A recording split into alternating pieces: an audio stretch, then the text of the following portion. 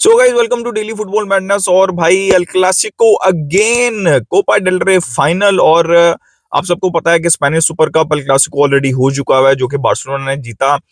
बहुत exciting season है। जैसे हमने एक एक डेढ़ महीना पहले डिस्कशन की थी एक वीडियो के अंदर के यार इट वुड बी ग्रेट के Copa del Rey final Clasico हो। फिर आपको पता है ला लीगा का क्लासिको आ रहा है, जो कि ला लीगा डिसाइड कर सकता है। सिर्फ 3 पॉइंट्स का जो है वो गैप है बिटवीन द टू टीम्स। और डोंट फॉरगेट के फाइनल भी हो सकता है, चैंपियंस लीग। ये तीनों चीजें हो जाए तो मजा आ जाए यार। I think real Madrid fans would want that also, और आई थिंक बार्सिलोना फैंस भी यही चाहते होंगे। एटलीस्ट मैं तो ये चाहता हूँ कि भाई तीनों जगह जो है वो अल क्लासिको से जो है वो डिसाइड हो 3 टाइटल्स। बट भाई बेहतरीन गेम और बहुत प्रोफेशनल गेम फ्रॉम बार्सिलोना। जिस तरह बारसा ने मैनेज किया गेम को यार, I have to give all the credit to Hansi Flick. देखें, प्लेयर्स का क्रेडिट है बट मैनेजर एक बहुत बहुत बड़ा फैक्टर होता है।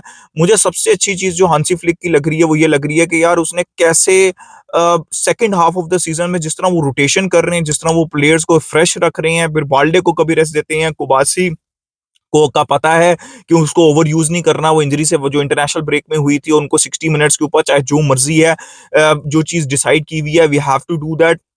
बहुत से मैनेजर्स होते हैं, कहते हैं कि यार किसी तरह फाइनल के अंदर पहुंच जाए, बाद में देखा जाएगा। But he is managing all the competitions really well.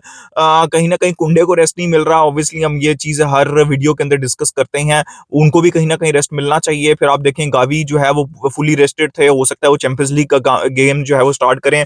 अगर इसी तरह आप देखें जो लेवेंडोस्की है उनको कंप्लीट रेस्ट मिला, तो मोस्ट लाइकली वही चैंपियंस लीग का जो है वो अगला गेम या जो भी अगला गेम है वो स्टार्ट करेंगे। तो रोटेट कर रहे हैं प्लेयर्स को। फिर रफीनिया को उन्होंने बीच में रेस्ट दिया। डेनी ओल्मो की इंजरी जो है वो इतनी मतलब अच्छी न्यूज नहीं थी बार्सिलोना के लिए, बट उनको भी वो प्रॉपर तरीके से मैनेज कर रहे थे। फ्रैंकी को वो प्रॉपर तरीके से मैनेज कर रहे हैं।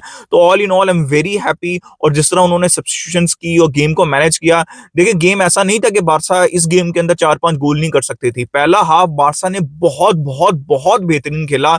मतलब यार full control. I know final third के अंदर इश्यूज थे। रफीनिया गोल स्कोर कर सकते थे, लमीन गोल स्कोर कर सकते थे, फेरन और गोल स्कोर कर सकते थे। बट क्या बेहतरीन वर्ल्ड क्लास जो है वो पास था लमीन यमाल का। और क्या बेहतरीन फिनिश थी यहाँ पे फेरन टोरेस की। He did his job first half के अंदर, जो रिक्वायरमेंट थी वो फेरन टोरेस ने की। लेकिन सेकंड हाफ के अंदर जब थोड़ा तगड़ा आई और सब्स्टिट्यूशन 4 कर दिए थे 60 मिनट तक, और 3 सब्स्टिट्यूशन कर दिए थे हाफ टाइम पे, उसके बाद तगड़ा आना था, ठीक है, एटलेटिको मैड्रिड ने। और जो कि बारसा की फेवर में भी था। जैसे हमने लास्ट वीडियो के अंदर या लाइव डिस्कशन के अंदर ये चीज डिस्कस की थी कि एटलेटिको होम के ऊपर थोड़ा सा ओपन खेलेगी, और जो कि शायद बारसा को फेवर कर सकता है। और आई नो बारसा ने उस तरह एडवांटेज नहीं उठाया जिस तरह ओपन प्ले खेल रही थी एटलेटिको मैड्रिड। लेकिन आई थिंक गेम को कंट्रोल बहुत अच्छा किया, जो अराहो को वो लेके आए, जो एरी गार्सिया को इवेंचुअली वो लेके आए, ठीक है। तो आई पर्सनली थिंक कि गेम को कंट्रोल बहुत अच्छा किया यहाँ पे प्लेयर्स ने भी, और हांसी फ्लिक ने। I think manage is the right word. तो देखें, कभी कभार ऐसा गेम आता है जहां पे नहीं होता, वो फाइनल आउटपुट नहीं आती। आप बेहतरीन तरीके से, अगर आप स्पेशली फर्स्ट हाफ देखें, सेकंड हाफ देखें, बारसा बहुत सेकंड हाफ के अंदर काउंटर भी हो रहे थे बहुत ओकेजन्स के ऊपर। पहले हाफ के अंदर टाइट स्पेसेस के अंदर 1-to-1 पासेस और 4-5 पास, और we are in the box of the opposition, लेकिन वहां पे फिनिश नहीं हो पा रही थी। तो आई थिंक दोनों टाइप की फुटबॉल बारसा ने अच्छी खेली।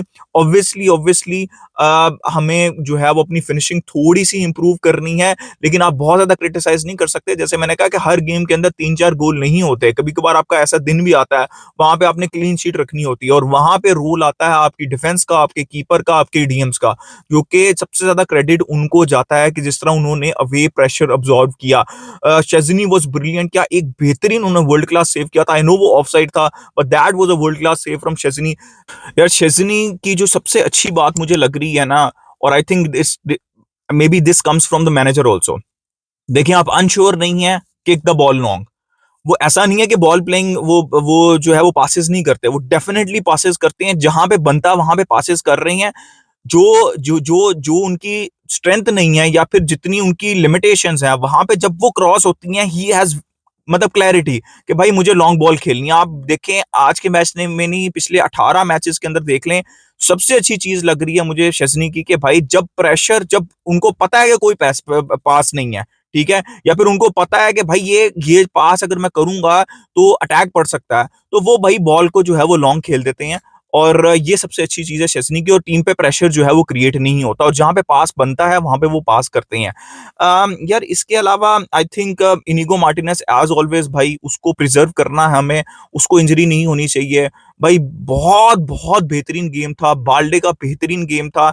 ये आपकी कोर स्ट्रेंथ है, कुबार्सी और इनिगो मार्टिनेज जो बॉल प्लेइंग एबिलिटी है वो वर्ल्ड क्लास है, वो गेम को चलाती है, और defensively they are very very strong. Koundé had an absolutely banger of a game, ठीक है। फ्रैंकी डियोंग और पेड्री ने एक दफा बॉल गिव अवे की थी और उन्होंने ही जो है वो बॉल रिकवर भी कर ली थी। इसी तरह फ्रैंकी ने 4-5 दफा बॉल गिव अवे की थी, लेकिन ये जो पेड्री और फ्रैंकी का कॉम्बिनेशन है, ये पेड्री को फ्रीडम देता है और गेम के अंदर ज्यादा कंट्रोल रहता है। तो आपको अगर अच्छा करना है पूरे कॉम्पिटिशन्स के अंदर, तो बहुत जरूरी है कि पेड्री और फ्रैंकी की जो पार्टनरशिप है वो रहे। तो आपको कहीं ना कहीं भाई ये दुआ भी करनी है कि दो प्लेयर्स अब इंजर्ड ना हो। एरी गार्सिया है, ही डिड द जॉब जो रिक्वायरमेंट थी उस पॉइंट ऑफ टाइम पे, आखिर के 20-25 या 30 मिनट के अंदर। तो I think he did the job, जो कि डिफेंसिवली हांसी फ्लिक ने भी मेंशन किया है। बाकी आई थिंक फरमीन उतना इन्वॉल्व नहीं थे, लेकिन आप देखें फरमीन की अच्छी चीज क्या है, उन्होंने 2-3 दफा बॉल गिव अवे, एक दफा बहुत गंदी बॉल गिव अवे की, ठीक है, और बहुत higher up the pitch ball give away की। लेकिन सबसे अच्छी चीज जो मुझे एक प्लेयर में लगती है ना, वो ये लगती है कि वो जो बॉल उसने गिव अवे की थी ना, वो ऑपोजिशन अपने बॉक्स से करीब जाके उसी ने ही विन की। ठीक है, देखें अगर आपका गेम अच्छा उतना नहीं चल रहा, एक बहुत अच्छा चांस फरमीन ने रफीनिया के लिए क्रिएट करके दिया था, लेकिन अगर आपका अच्छा गेम नहीं चल रहा तो this is the bare minimum that you have to do for the team, ठीक है, जो उन्होंने वर्क रेट वहां पे शो किया।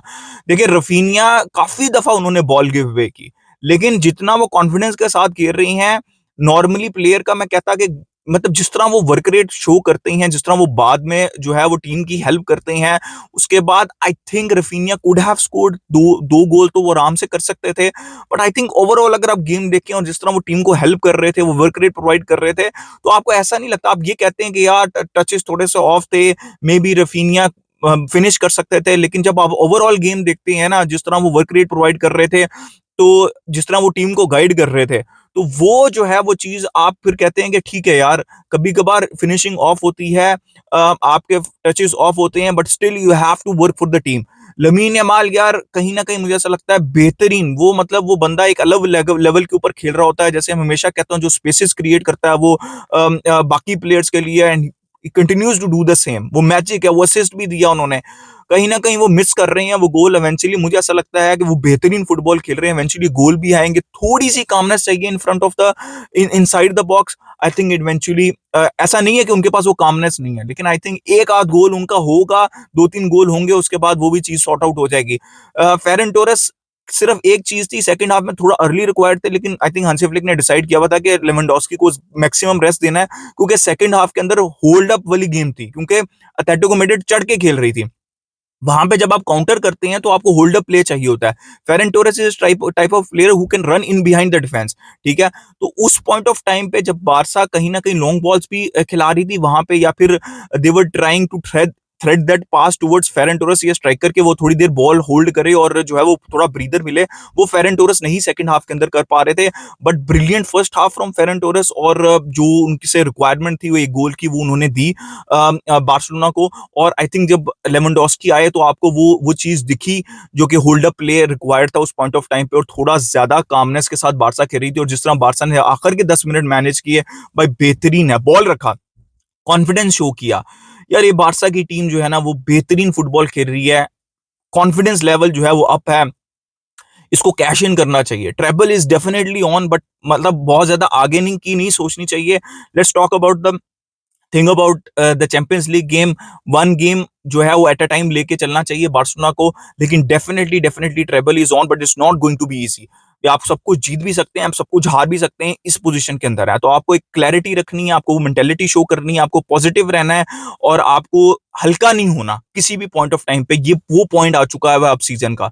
तो यार बेहतरीन performance from Barcelona, another final. और मतलब यार जितनी तारीफ करूं मैं कम है, जितना जिस जिस हद तक मतलब जिस पॉइंट पे परफॉर्मेंस दिलवा रहे हैं हांसी फ्लिक, यार this is absolutely amazing. That was my opinion. अपना ओपिनियन दें in the comment section, like कर दिएगा, सब्सक्राइब कर दिए। मिलते हैं नेक्स्ट वीडियो में। दिस कल बारसा।